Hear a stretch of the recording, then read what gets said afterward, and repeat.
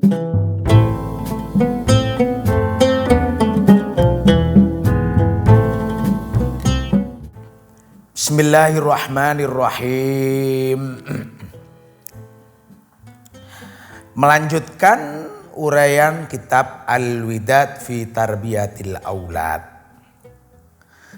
di mana pada bab pertama disebutkan tentang siklus 7 tahunan, di mana manusia itu tumbuh kembangnya 7 tahun pertama itu sebagai hiburan. Maka kali ini kita masuk ke bab yang kedua, yaitu al-marhalatus saniyatu, tahapan yang kedua. Tahapan yang kedua ini lanjutan daripada tahapan kemarin tentang bahwa tumbuh kembang anak pertama kali sebagai hiburan bagi orang tua. Di tahapan kedua ini adalah wahia, dan ia yaitu al-marhalatus saniyah. Marhalatun disebut sebagai tahapan tulabiyatun, murid, siswa. Jadi tahapan yang kedua itu manusia di 7 tahun yang kedua, jadi 7 tahun sampai 14 tahunan itu menjadi murid bagi kedua orang tuanya. Wayadkhulu, dan masuk at-tiflu, anak, fi hadhil marhalati, di dalam tahapan yang kedua ini, al-madrasata, sekolah as-saniyata yang kedua, ay madrasatul abi, disebut madrasah bapak. Jadi kalau madrasah yang pertama disebut madrasatul sekolah ibu. Jadi anak di usia 0 sampai 7 tahun itu kan sangat dekat dengan ibunya.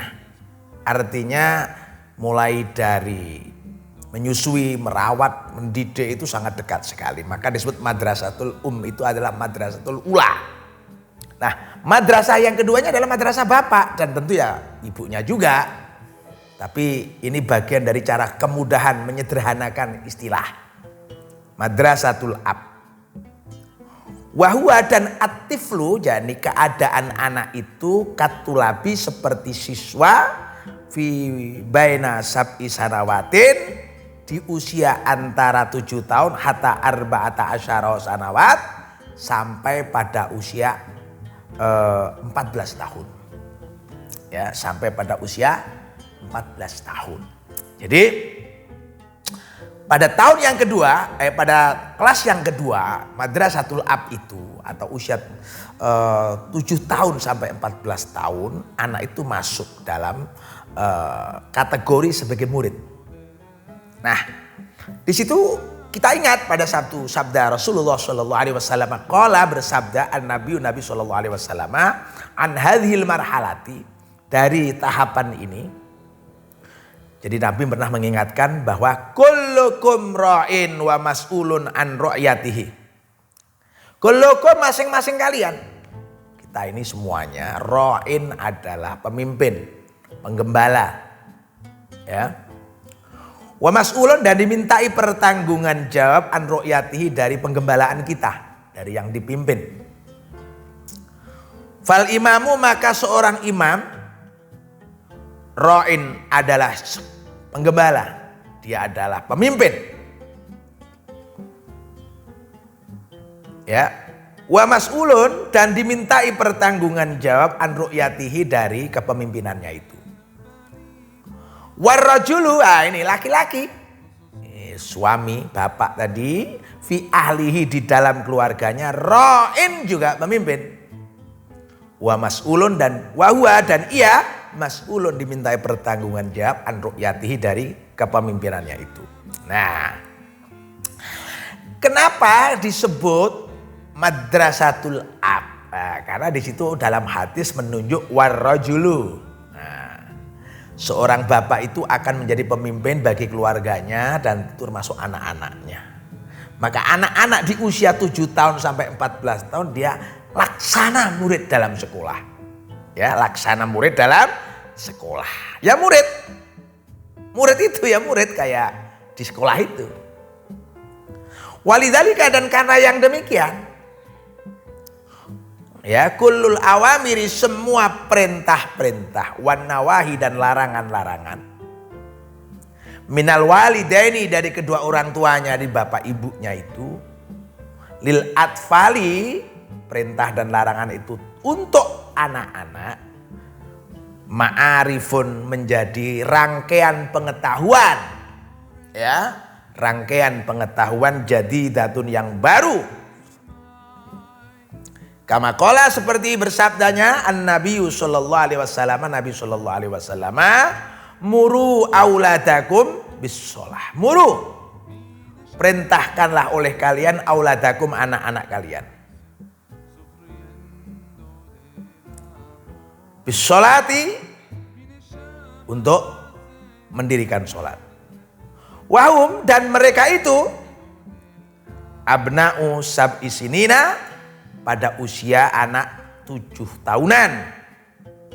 Wadribuhum, dan pukullah mereka, alaiha, atas sholat,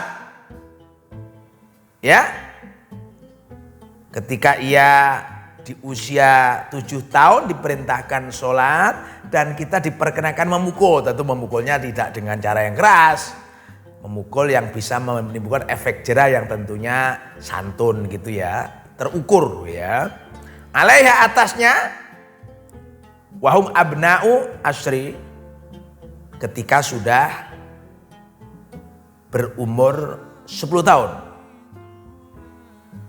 Wafarriku, dan pisahkanlah mereka. Wafarriku, dan pisahkanlah mereka, bainahum, di antara mereka, fil madhaji, di dalam tempat tidurnya. Rawahu Ahmad wa Abu Dawud. Jadi begini, kenapa saya menyebutkan bahwa siklus 7 tahun yang kedua itu disebut anak itu sebagai muridnya orang tua? Karena di usia-usia itu mereka sudah ada perintah untuk melakukan suatu kewajiban, yaitu sholat. Di usia 10 tahun sudah ada sanksi, ada reward, ada punishmentnya. Rewardnya ya dipuji, diberi penghargaan apalah gitu ya. Punishmentnya itu wadribuhum. Nah ini punishment di usia 10 tahun, artinya sudah ada peraturan-peraturan. Maka setiap perintah daripada orang tua atau larangan daripada orang tua kepada anak di usia itu adalah ilmu baru. Misalkan anak kita disuruh, ya Rene, pergi ke toko, ini uang 100.000, belikan bumbu dapur, ya, brambang, bawang, misalkan bawang putih, bawang merah, garam dan seterusnya. Nah ini perintah. Nah di dalam perintah ini ada ilmu berdagang, ilmu menghitung uang, menggunakan uang, membelanjakan uang.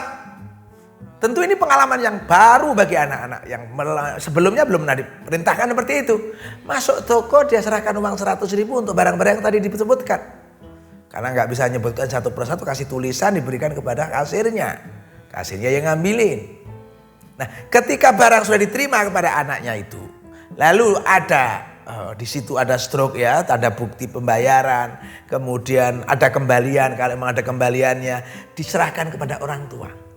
Pak, ini belanjaannya, ini dari toko, ini bukti pembayarannya, ini ada kembaliannya. Maka anak-anak yang demikian itu jelas bakat jujur ya, nggak ngentit susu kau ini wong tua ya, kang ini toko tadi gitu ya.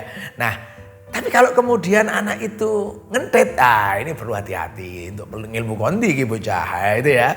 Nah artinya begini, di situ ada satu fakta menarik bahwa anak-anak di usia itu banyak diperintah. Ini mengerjakan sesuatu, ini. Hingga dengan perintah itu ada ilmu baru. Di dalam ilmu baru ini sekaligus juga ada karakter. Ada karakter building, ada pembentukan karakter. Dia dididik untuk taat kepada orang tua, dididik untuk bisa melihat yang baik, memilah-milah, nanti kemudian dikerjakan, memilah-milah mana yang kurang baik. Nanti dipilah-pilah sedemikian rupa. Nah ini yang terpenting. Maka pada bab yang kedua dalam kitab Al-Widad fi Tarbiyatil Aulad ini menjelaskan tentang tahapan yang kedua, siklus 7 tahun yang kedua, anak sebagai murid bagi orang tua. Karena disebut murid maka ia harus ada perintah-perintah untuk melakukan sesuatu atau larangan-larangan untuk menjauhi sesuatu. Yang di dalam perintah dan larangan itu tentu ada ilmu baru bagi si anak itu sekaligus pendidikan karakternya. Terima kasih. Alhamdulillahirabbil alamin.